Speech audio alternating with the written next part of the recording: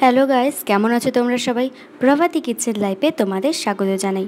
আজকে চলে এসেছি নতুন একটা রেসিপি নিয়ে। আজকে করব খুবই সহজে এবং উনুনে মোমো।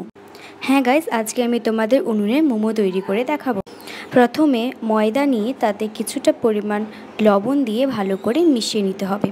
এখানে আমরা 1 কেজি মতো ময়দা নিয়েছি। তারপর এটাকে মেখে অল্প অল্প করে জল দিয়ে এটাকে মাখতে হবে। একেবারে পুরোটা জল দেওয়া যাবে না, অল্প অল্প জল দিয়ে মাখতে হবে। তারপর ওটাকে রেখে দিতে হবে প্রায় 1-2 ঘন্টার জন্য। এরপরে এখানে তোমরা তোমাদের পছন্দের মতো সবজি নিতে পারো। এখানে আমরা আলু, পেঁপে, টমেটো, বাঁধাকপি, গাজর এবং পেঁয়াজ নিয়েছি।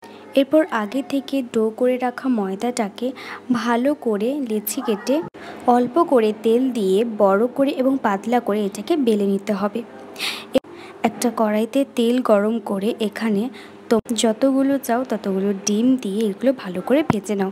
এখানে আমরা 4টা ডিম ইউজ করেছি। তোমরা চাইলে ডিমে অল্প পরিমাণে লবণ এবং হলুদ গুঁড়ো অ্যাড করতে পারো, তবে এটাকে বাদ দিলেও কোনো ক্ষতি নেই। এরপর একটা কড়াইতে তেল গরম করে রসুন এবং আদা কুচি দিয়ে ভালো করে নেড়ে তারপর একটুখানি পেঁয়াজ কুচি অ্যাড করতে হবে। এরপর এটাকে ভালো করে লাল লাল করে ভেজে এখানে আগে থেকে কেটে রাখা সবজিগুলো দিতে হবে। সবজিগুলো কিন্তু কুচি কুচি করে দিতে হবে এবং এখানে কিন্তু বাঁধাকপিটাকে আগে থেকে কিন্তু সিদ্ধ করে নিয়েছি এবং গাজরটাকে গ্রেট করে নিয়েছি।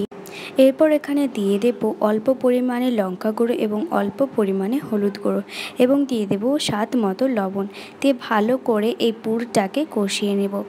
এরপরে এখানে আমরা ডিমটাকেও অ্যাড করে ভালো করে কষিয়ে নেব।